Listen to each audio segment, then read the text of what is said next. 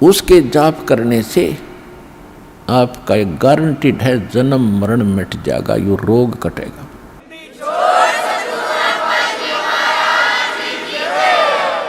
ये जड़ी, ये औषधि, ये सरजीवन बूटी अभी तक प्राप्त नहीं थी, और जिन महापुरुषों को मालिक ने प्राप्त कराई उनसे वचनबद्ध कर दिया था कि अभी इसको नहीं बताना, नहीं तो काल के दूत भी यही ज्ञान और यही भक्ति बताएंगे, और इनके द्वारा दिए गए ये मंत्र, ये जड़ी काम करेगी नहीं, क्योंकि अधिकारी नहीं है।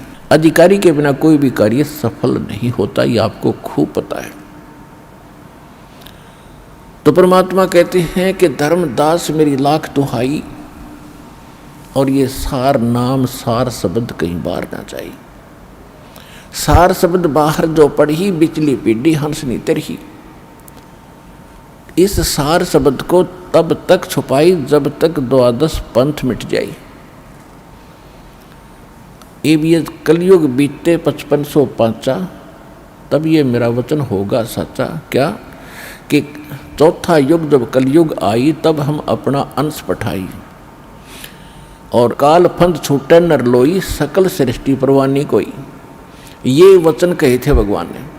तो धर्मदास जी से परमात्मा कहते हैं, ये जो मैं आज बोल रहा हूँ कि मैंने काल से कहा था कि कलयुग में मैं अपना एक दास भेजूंगा, अपना वेरी इंपॉर्टेंट हंस भेजूंगा, अंश भेजूंगा,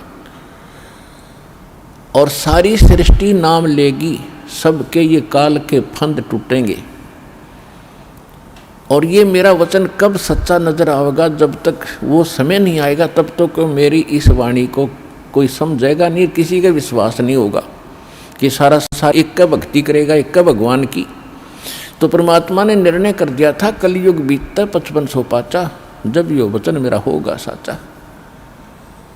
1997 में 5505 कलयुग बीत जाता है। 1994 में दास को नाम देने का आदेश पूज्य गुरुदेव जी से प्राप्त हुआ था। 1997 में परमेश्वर ने स्वयं आकर के आदेश दे दिया था कि अब इसको डिक्लेयर कर दे। आज देखो क्या रंग लग गया है उसका, और पूरा विश्व इसको मानेगा।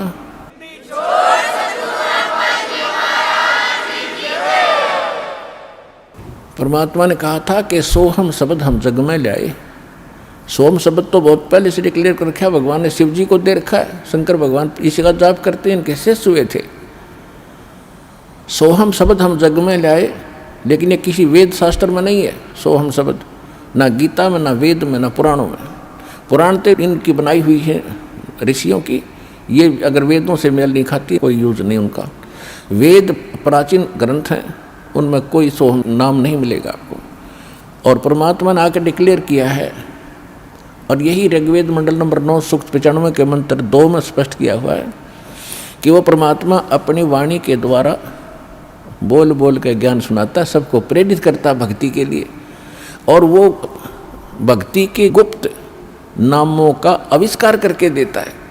परमात्मा कहते हैं सोहम शब्द हम जग में लाए, और सार शब्द हमने गुप्त छुपाए। तो ये परमात्मा ने कहा कि सार शब्द सर जीवन बूटी, गैस गैस अंग लगावे, कहे कबीर तुम सत कर मानो, ये जन्म मरण मिट जावे। ये सार शब्द से मिटना था जन्म मरण, और ये अभी तक गुप्त रखनी थी। तो अब ये वो समय आ गया है कि आपका ये जन्म मरण का रोग नाश होगा।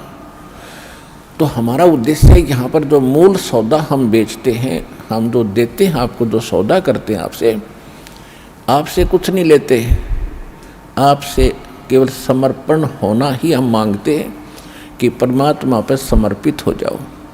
और इस भक्ति को जो मंत्र आपको दिए गए सारे, अब कहने का भाव ये है कि और जो दूसरे आपके संकट हैं ये तो हम आपको वैसे निवारण करेंगे, जैसे रूंगा बोलते हैं, रूंगा रूंगे में देंगे, रूंगे में, वो सौदे में नहीं आता रूंगा, वो तो एक्स्ट्रा दिया जाता है। जैसे पुराने समय में, अब तो वो समाप्त हो गई सिस्टम। पहले गांव में इतनी दुकानें नहीं होती थी, बाहर के फेरी लगाने वाले आते थे, कोई टिंडे बेचा करता, कोई घिया, कोई तोरी, कोई आम, या कोई बेर बेचने वाले आते थे, तो हमारी दादी जी एक बेला भर के, कटोरा भर के गेहूँ का या चनों का जो भी उपलब्ध होती थी, कणक, किसान घर में जन्म था हमारा, और वो ले जाती थी, पूछती थी भाई कैसे देता है ये, जैसे टिंडे कैसे देता है सब्जी के लिए। तो कहता था ताई गेहूँ के 2 बार देता हूँ, एक प्लेट में गेहूँ डाल दिए और 2 बार उसके इक्विवेलेंट उसके बराबर टिंडे तोल कर डाल दिए, सौदा हो गया, बराबर हो गया जो सौदा था। फिर हमारी दादी जी कहा करती रूंगा और दे भाई, वो एक टिंडा उठा कर और दे देता, तो वह कहती ना और दे, वो 1-2 और दे देता। यानी वो था रूंगा, वो सौदे में नहीं था, एक्स्ट्रा लाभ लिया हो। तो यहाँ जो आपके संकट, दुख, रोग किसी भी प्रकार के हैं, तो ये सौदे में नहीं हमारे में, ये तो रूंगे में देंगे आपको, ले ये भी ले ले, ये भी ले।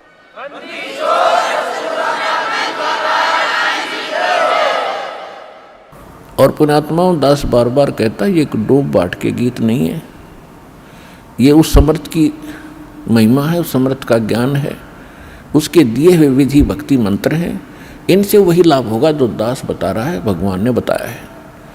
अब जैसे जब तक हम सुखी हैं तब तक हम कोई भी भक्ति कर रहे हैं, किसी भी देव की, किसी इष्ट की, या ना कर रहे हैं, तो आपके वही प्रारब्ध के, किस्मत के कर्म ही आपको प्राप्त हो रहे हैं।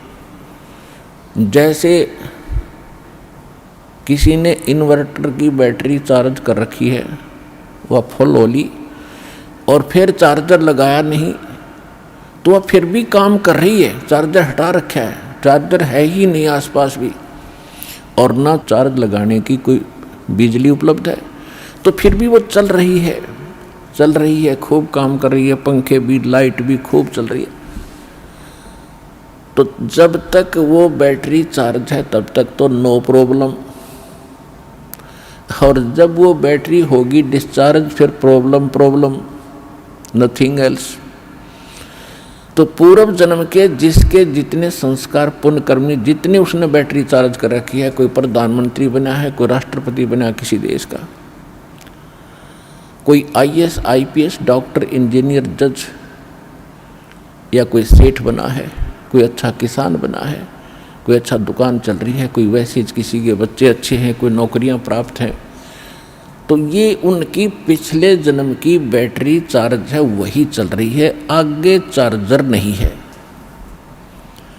और जब आगे चार्जर नहीं है तो वो बैटरी जब तक पूर्व जन्म की चलेगी, फिर कैर टूटने लगेंगे, जब दुख शुरू होंगे, वो पुण्य खत्म हो जाएंगे। हमारे जीवन में पुण्य और पाप दोनों साथ हैं।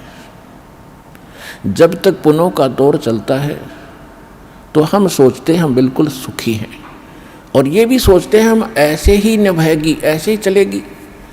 और जब वो पुण्य समाप्त हो जाते हैं, वो बैटरी डिस्चार्ज हो जाती है, और फिर पाप का दौर शुरू होता है, फिर हम भटकने लगते हैं, क्योंकि जो पूजाएं आप कर रहे थे उनसे तो राहत मिली ही नहीं, उनके करते करते ये दुख और संकट आ गए आप पर। तो तब आपको उन पूजाओं में अविश्वास हो गया जो आप पहले कर रहे थे। फिर आपको किसी ने बताया कि उस मंदिर में मत्था टेकने से लाभ होता, आप फिर वहाँ जाते हो। किसी ने आपको बताया कि वैष्णो देवी जाओगे, वहाँ पहुँचोगे तो आपको बड़ा लाभ मिलेगा, आप वहाँ पहुँच गए। यानी वो जो साधना पहले कर रहे थे वो छोड़ दी। फिर आपको किसी ने बताया बालाजी जाइए, आप फिर वहाँ जाते। तो कहने का भाव ये है कि जब आपके पाप कर्म का दौर शुरू हुआ और जिन साधनाओं को करके आप निश्चिंत बैठे थे, हम बिल्कुल सुखी हैं, तो उन्होंने आपका साथ नहीं दिया, क्योंकि वो साथ पहले भी नहीं देने वाली थी। उस समय आपको कोई कहता कि साधना कर रहे हो ये ठीक नहीं है, आपको लाभ नहीं मिलेगा, तो आपको कभी विश्वास नहीं होता, न आप मानते हो। और फिर जब संकट आते हैं फिर आप सभी मान जाते हो। तो कहने का भाव ये है दास का कि आज आप यहाँ जो आए हैं, आपके पूर्व जन्म के संस्कार व बैटरी कति खत्म हो ली। अब हम देंगे चार्जर उस परम पिता की पावर के लगाने का, ये भक्ति विधि। और फिर आप उस चार्जर को लगाए रखना आखिरी सांस तक, कनेक्शन ना कटने देना। तो आप इस जीवन में सुखी रहोगे और सतलोक चले जाओगे। आपकी भक्ति बहुत बढ़ जाएगी, आपके संकट भी नाश होंगे। तो आप यहाँ आए हो जो इस ज्ञान को समझ जाएंगे। यहाँ पर दो प्रकार के प्राणी पूरा लाभ उठाते हैं। एक तो ज्ञान समझ कर आते हैं, और दूसरे जो सब जगह भटक भरम लिए और कहीं से लाभ मिला नहीं, और फिर वो यहाँ टिक जाएंगे, अकोर की तक ठिकाना नहीं, सब जगह जा लिए। तो फिर उनकी व्यवस्था होगी, मजबूरी होगी यहाँ आने की, और यहाँ आते रहे तो वो लाभ मालिक देगा। और फिर हम ज्ञान सुनाते हैं यहाँ बैठाकर आपको। तो यहाँ आपसे प्रार्थना की जाती है, जब तक सत्संग चले आप सब चिंताएं और इधर उधर की गल्ला बातें छोड़ के ध्यान से सत्संग सुनो। चाहे कोई रोगी है, चाहे कोई संकट है किसी प्रकार का, आप एकाग्रचित्त होकर सत्संग सुनोगे तो राहत मिलेगी और ये ज्ञान ग्रहण होगा। इस ज्ञान से आपको 70% लाभ तो ज्ञान से मिलेगा। लाभ का मतलब है आत्मा में दृढ़ता आवेगी हर प्रकार की, और 30% फिर बाकी जो संकट है वो आपकी भक्ति और लाभ से होगा। क्योंकि दास इसलिए कह रहा है इस ज्ञान से कि कई ऐसे दुख हैं जो बेमतलब के बड़े होते हैं। अब कबीर साहब कहते हैं, कबीर मैं तो जब डरूं ये मेरे ही संग हो, भाई मौत बुढ़ापा आपदा ये सब काहू को हो। ये इस तरह के जो ज्ञान के वचन हैं, ये उस रोगी को, संकट वाले को बड़ा सहारा देंगे जो मृत्यु सैया पर है और ये सोच रहा है मेरा क्या होगा। देखो यहाँ कोई ना रहा और ना रहेगा। किसी की 2 दिन पाछे टिकट कट जाएगी, किसी की 10 दिन पहले कट जाएगी। यहाँ नहीं रहना किसी ने। लेकिन दुर्भाग्य उन प्राणियों का होगा जो सतलोक आश्रम बरवाड़ा जिला हिसार में ना आए होंगे। वो कति खाली जाएंगे, कति खाली टोटली नष्ट करके जाएंगे जीवन को। और जो यहाँ आ गया, नाम भी ले लिया, प्रथम नाम लेकर भी उसका जीवन अंत हो गया, वो भगवान का हो गया, वो परमात्मा के जुड़ गई आत्मा, उसमें बीज पड़ गया भक्ति का। और अब ये हजारों वर्षों तक ये ज्ञान और ये समाधान चलेगा। अब वो जो बीमार रोगी है सब जगह थक लिए जब यहाँ ले आए और उसकी होगी मृत्यु नाम लेकर के, आप तो चाहे कुछ भी सोचो, लेकिन भगवान ने अपना बच्चा ले लिया अपनी शरण में। मृत्यु बेशक होगी, वो अगले 10 महीने मालेगा, 10वें महीने यहाँ भगवान के दरबार में नया शरीर होगा, नए सिरे से भक्ति करेगा। परमात्मा ने तो अपनी आत्मा देखनी, हम अपना स्वार्थ देखते हैं। और 10 दिन 1 2 4 महीने और भुगता तो हम ही कह देते भगवान इसने ठा ले, हे भगवान ठा ले। हम भी तंग हो जाते, पैसा भी समाप्त हो जाता। तो कहने का भाव ये है कि आप इस ज्ञान को सुनो, समझो, अपनी सोच धारणा कति खत्म कर दो। जो ज्ञान दास बताता है ये गॉड का, परमात्मा का दिया हुआ विधान है और ये अटल है, ये सत्य है, इसमें ऐसा ही होगा। और जो सच्चे दिल से आते हैं उनका रोग भी ठीक होगा और मोक्ष भी, भक्ति मिलेगी। इसी जीवन में मोक्ष भी हो जाएगा जो दृढ़ रहे तो।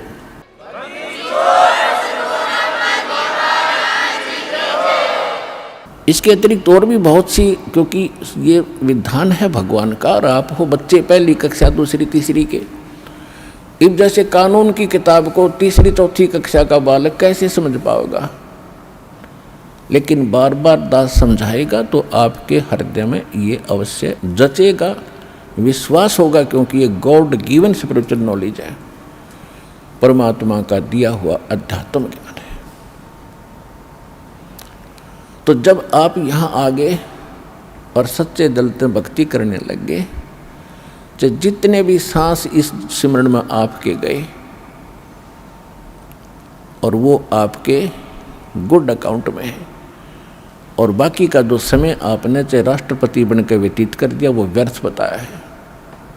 तो यहाँ आने वाले जितने भी भक्त हैं, चाहे रोगी हैं, तो किसी प्रकार का उनको संकट है, तो उनके लिए वो दुख वरदान बन गया। वो भगवान से मिलेंगे, उनका जीवन सफल होगा, उनके सब दुख दूर होंगे और भगवान के विमान में बैठकर सतलोक जाएंगे। ये लिखवा लो मेरे पर।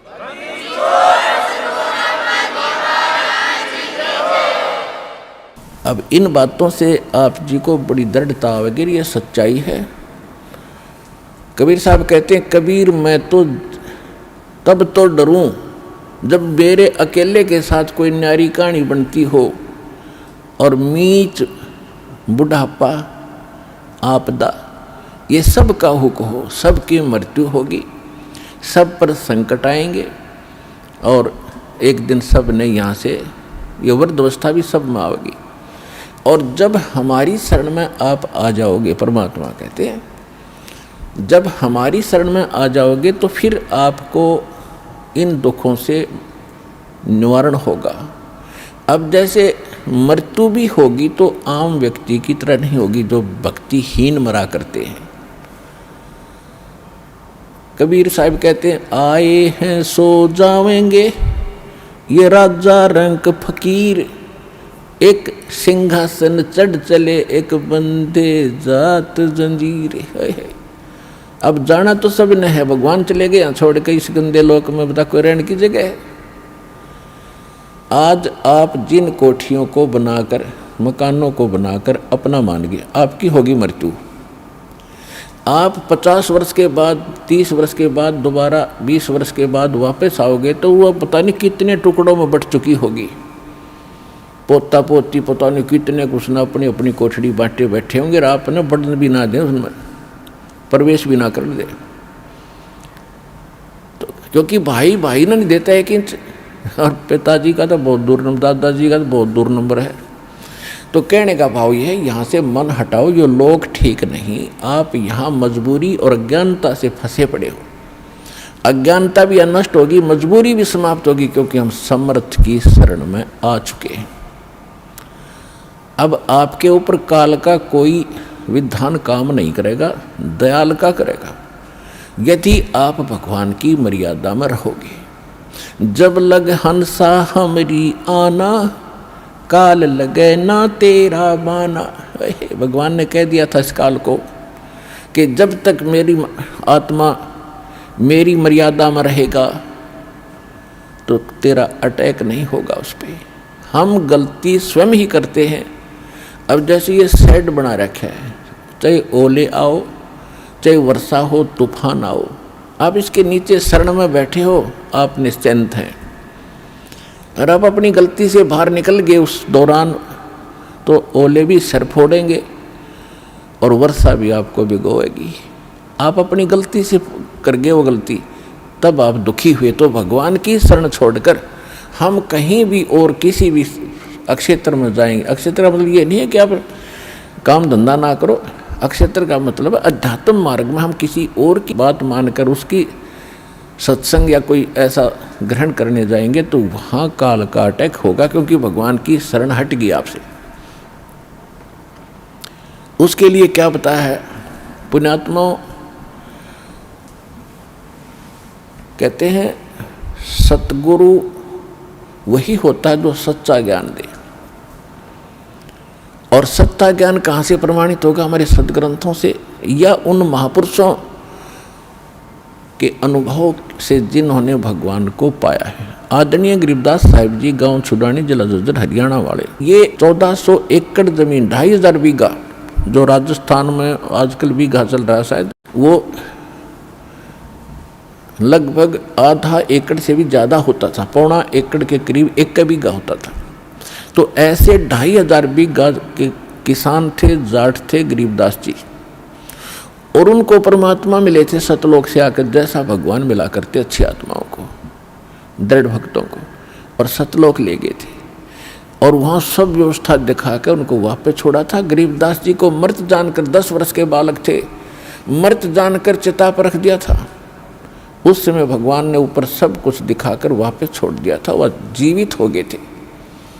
उसके बाद उन्होंने आंखों देखा उस परम पिता कबीर भगवान की महिमा का गुणगान कैसे किया है। पंजा दस्त कबीर का सिर पर रखो हंसे, यम किंकर चंप नहीं थारा उधर जावेगा वंशे। गरीबदास जी कहते हैं कि पंजा दस्त यानी हाथ का पंजा, मेर भरा पंजा कबीर भगवान का अपने सिर पे रखना है प्यारी आत्मा, हे हंस आत्मा, ये भक्त, और आपका कुल उद्धार हो जाएगा। आपका तो उद्धार होगा ही होगा, आपके आने वाली संतान का भी 101 पीढ़ी तक आपका कल्याण हो जाएगा।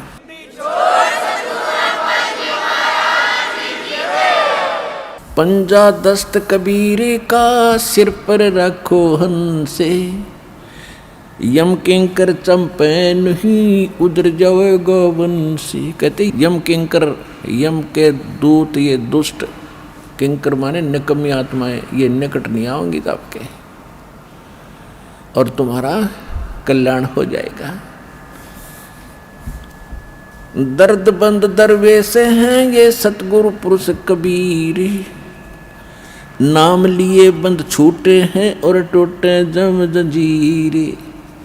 पुण्यात्माओं, ये किसी डूम भाट या मांगने खाने वाले या कोई व्यवसायिक व्यक्ति की बताई हुई कथा नहीं है, ज्ञान जो वाणी दास बोल रहा है। ये उस समृद्ध और परमात्मा से प्रीतित उस महापुरुष गरीबदास जी के अनमोल वचन है, जिसके पास कोई कमी नहीं थी किसी वस्तु की। गांव के सैकड़ों लोग उनके खेतों में गुजारा किया करते थे। उस समृद्ध की वाणी है। कोई नहीं सोचा किसी ने अपना खाने पीने के ढंग के लिए ही कोई वटपट कर रखी होंगी, नहीं, परमात्मा को देख कर ज्ञान बताया है। दर्द बंद दरवेश हैं ये सतगुरु पुरुष कबीरे, कि दर्द बंद दरवेश, दरवेश माने महात्मा संत, और हमारे दर्द को समझने वाले एक यही महापुरुष है। क्योंकि जो परमात्मा यहाँ आते मनुष्य जैसे होते, वहाँ भी मनुष्य जैसे ही, लेकिन यहाँ अपना हल्का तेज पुंज का शरीर बनाते हैं, साधु संत के रूप में रहते हैं, तो सतगुरु की भूमिका भी करते हैं और भगवान वो होते ही है।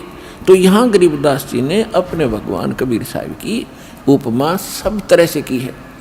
दर्द बंद दरवेश हैं ये सतगुरु पुरुष कबीर। सतगुरु तो यहाँ है, सच्चा ज्ञान देने वाले, और पुरुष माने परमात्मा, और कबीर वो कबीर। दर्द बंद दरवेश हैं ये सतगुरु पुरुष कबीर, और नाम लिए बंद छूटे हैं ये टूटे जम जंजीरे। उस कबीर परमात्मा के द्वारा बताए गए विधि मंत्र नाम के जपने से आपके सब कर्मों के बंधन नष्ट हो जाएंगे, और काल की जंजीर जो बांध रखी है कर्मों की, ये खत्म हो जाएगी। सतगुरु पुरुष कबीर हैं ये 3 लोक तत्सारे, कोटि 49 पृथ्वी ये 14 भवन उधारे। गरीबदास साहिब जी कह रहे हैं कि सतगुरु पुरुष कबीर हैं ये 3 लोक तत्सार, कि इनके पास, इनकी शरण में आने से ही सभी का उद्धार हो जाएगा, सभी प्राणियों का। सतगुरु पुरुष कबीर हैं ये 4 युग परवाने, ये झूठे गुरुआ मर गए और हो गए भूत मसान। जैसे आप जी को राधा स्वामी पंथ के प्रवर्तक श्री शिवदयाल जी का इतिहास दिखाया, बहुत बार दिखाया है।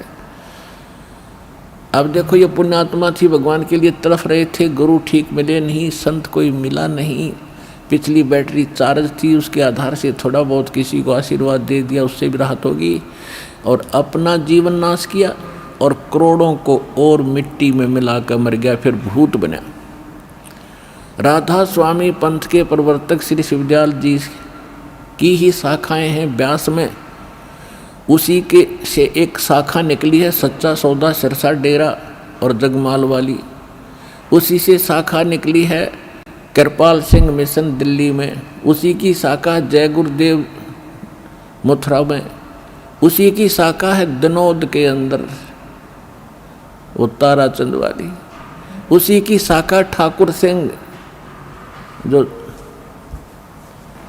कृपाल सिंह का चेला बागी हो गया था। तो कहने का भाव ये है कि आप भूत बना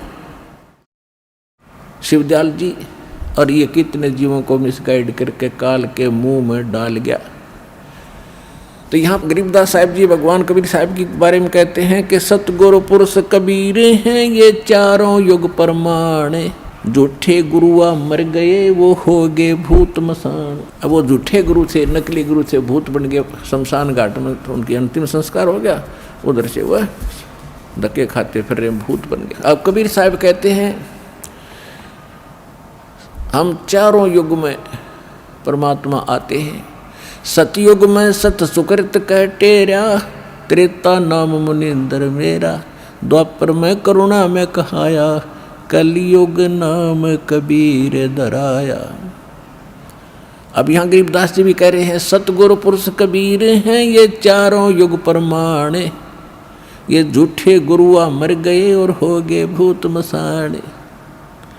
झूठे गुरु के आश्रय कदे न उदर जीवे, सच्चा पुरुष कबीर हैं ये आद परम गुरु पीवे। सतगुरु पुरुष कबीर की कोई न चल है गैले, बिना पंथ पग धरत हैं गगन मंडल में सैले। बिना नीम के नगर में ये बसते पुरुष कबीरे, शिव ब्रह्मा दिख थकत हैं कौन धरे जा धीरे। लख लख योजन उड़त हैं ये सुर नर मुनिजन संत, ऊंचा धाम कबीर का कोई न पावे अंत। अब क्या बताते हैं कि साधु संत ऋषि महर्षि देवता समाधिस्थ होकर के लाखों लाखों ऊपर कोष तक योजन तक समाधि में चले जाते हैं, लेकिन वापस थक कर बैठ जाते हैं। जो साधना ये करते हैं ये वहाँ नहीं जाया जा सकता। तो यहाँ कहते हैं लख लख योजन उड़त हैं ये सुर नर मुनिजन संत, ऊंचा धाम कबीर का कोई न पावे अंत। सतनाम के जाप से बाजे अनहद नाद, तोबा परमेश्वर कबीर की ये छूटे सभी उपाद। अब क्या बताते हैं गरीबदास साहिब जी कि जो सतनाम है परमात्मा का, उससे वो अनहद नाद जो वास्तविक है वो प्रकट होगा। जैसे अन्य नाम जपते हैं जो राधा स्वामी वाले या कोई और नाम ना भी जपते, कान कुन बंद करके अंदर जो धुन सुनते हैं, ये धुन वो वास्तविक नहीं है। जैसे एक ढोलक होती है, ढोलक, उसको बजाने के लिए एक विशेष प्रकार का एक डंडा सा होता, छोटा सा, उसका प्रयोग होता है और वो सही सुर में सुर मिलाता है, उसकी वास्तविक तान देता है, वास्तविक धुन उससे प्रकट होती है ढोलक की। और उस विशेष प्रकार के उसके जो विशेष डंडा है उसकी बजाय यदि कोई चप्पल उठा कर उस ढोलकी का लगाएगा तो आवाज़ तो फिर भी होगी, लेकिन वो ना होगी जो उस और सही डंडे तोड़ी थी जो उसके लिए बनाया गया है। इसी प्रकार जो ये भ्रमित हैं, कान बंद करके धुन सुन ले, ये तय ढोलक का चप्पल मार रहे हैं, उनके नाम गलत है। तो सतनाम के जाप से वो बाजे अनहदनाद। जब आपको सतनाम प्राप्त होगा उसके बाद आप भी कान बंद करके देखियो, आपको जो धुन सुनेंगी, जो आपने कभी पहले डले ढो रखे उनसे हटकर होंगी, वो आसानी से समझ जाएंगे जो पहले प्रयत्न कर रहे हैं। और फिर जब ये शुरू होंगी वो यहाँ से फिर निर्णय होगा। लेकिन इनको सुनो या ना सुनो, आप अपने बैंक में आपको मालूम है 20,000 रुपये उस दिन जमा कराए, 10,000 उस दिन कराए, 5,000 उस दिन कराए, या डेली आप दिहाड़ी कर रहे हो, आपकी हाजिरी लग रही है, आपकी कमाई होने लगी, उनको रोज देख लो चाहे ना देख लो, वो तो डिपॉजिट हो ही रहा है, वो तो आपका है ही। और ये जो बगैर नाम दिए ही, कोई नाम भी नहीं देते, वैसे धुन सुनते हैं, तो ये उनके पहले पिछले जन्मों की कोई वो रखा है पुण्य, उससे भी वो होती तो वो इस काल वाली ही धुन है, वो भी सुनती है। जैसे किसी ने एक बैंक में डिपॉजिट करा रखा है, आगे कराता नहीं, तो उसने कभी देख लिया अपने बैंक के अकाउंट में उतना ही पाओगा, बल्कि खर्च हो रहा होगा, उससे निकाल भी रहे हो आप। तो इस प्रकार ये पूंजी यानी भक्ति धन का जो अकाउंट है, ये ज्ञान है, ये ऐसे है। अब क्या बताते हैं, धर्मराय दरबार में देई कबीर तलाक, मेरे भूले चुके हंस को तू पकड़िए मत कजाके। गरीबदास जी आंखों देखा हाल विवरण कर रहे हैं। परमात्मा के साथ ऊपर गए सतलोक में, तो रास्ते में सभी ब्रह्मा विष्णु महेश के लोक दिखाए और उनसे चर्चा की। जहाँ भी परमात्मा जाते थे, ये अध्यात्म मार्ग एक ऐसा है, सामने वाले को बताने की जरूरत नहीं मैं कौन आ रहा हूँ। अपने आप इस भक्ति का प्रबल, जिसके अंदर अधिक भक्ति शक्ति है, सामने वाला अपने आप नतमस्तक हो जाता है। उसको स्वयं एहसास हो जाता है कि तेरे से कोई बड़ी शक्ति का युक्त व्यक्ति है, तो स्वयं उनको विशेष शिष्टाचार करता है। तो जहाँ भी गए, जिस भी देव के पास, ब्रह्मा विष्णु महेश के पास, दुर्गा के पास, जहाँ भी किसी देव ऋषि के पास परमात्मा पहुँचे, तो सब ने विशेष सत्कार किया। और जब धर्मराज यानी यहाँ का न्यायाधीश है इस ब्रह्मांड का, उसके पास जब परमात्मा पहुँचे, तो वो अपने आप खड़ा हो गया, कुर्सी से दूर जा खड़ा हुआ और करबद्ध होकर। नहीं, धर्मराज यानी एक न्यायाधीश, चीफ जस्टिस, किसी के सामने वो खड़ा नहीं होता, ना ब्रह्मा, ना विष्णु, ना शिव के सामने, क्योंकि उन सब का न्याय वही करता है। वो अलग खड़ा हो गया, चेयर छोड़ कर, अपना आसन छोड़ करके, और परमात्मा कबीर साहब उसको धमका रहे हैं, जैसे छोटे अधिकारी को बड़ा अधिकारी अपने हिसाब से आदेश देता है, जैसे एक एसपी और एसएचओ को आदेश सुनाता है और वो सावधान होकर शिष्टाचार से यश करके सुनता है। इस स्थिति जब धर्मराज की देखी, गरीबदास साहिब जी ने भगवान को डांट लगा रहे हैं। क्या कहते हैं, धर्मराज दरबारे में देई कबीर तलाक, मेरे भूले चुके हंस को तू पकड़िए मत कजाक। कजाक जैसे अंग्रेजी में कहते हैं ब्लडी मैन, ये समझ लेना, इस तरह बोले। कहते बोले पुरुष कबीर से धर्मराय कर जोड़े, तुमरे हंस को पकड़ू नहीं मैंने 2 ही लाख करोड़े।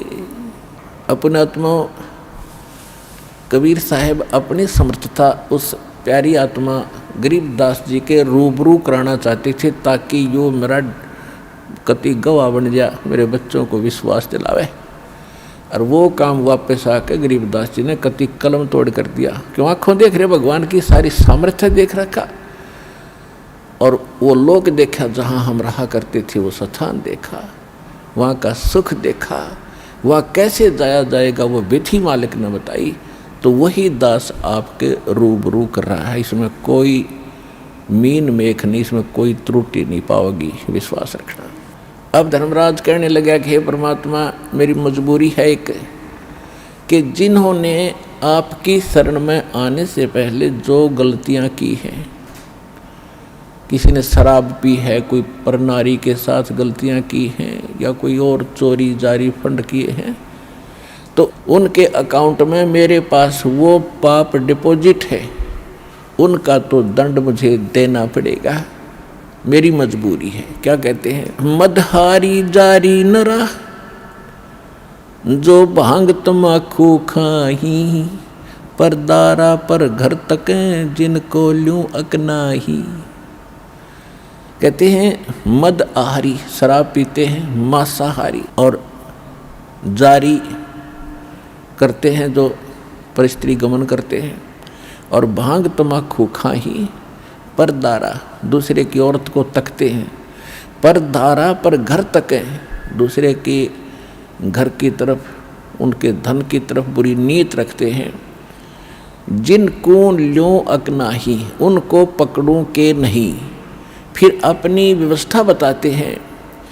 धर्मराय विनती कर सुनियो पुरुष कबीर। धर्मराज विनती करता कर जोड़ के सुनना है भगवान कबीर। धर्मराय विनती कर सुनियो पुरुष कबीर, जिनको तो पकड़ना पड़े और जड़नी पड़े जंजीर। हमारे विधान में इनको पकड़ना पड़ेगा और इनको जंजीर से भी बांध कर इनकी पिटाई भी करनी पड़ेगी, दंडित भी करना पड़ेगा। धर्मराज क्या कहते हैं कि कर्मों से तीरथ थे अब जो शरण कबीर, जिनको निश्चय मारूंगा मैं काढ़ों बल तकसीर। यानी जो पहले के दंड थे वो तो मुझे देने पड़ेंगे। और परमात्मा क्या कहते हैं, पहले किए सो बख्श हूँ आगे करे ना कोई। कबीर कहे धर्मराय से नाम रटे मम सोई।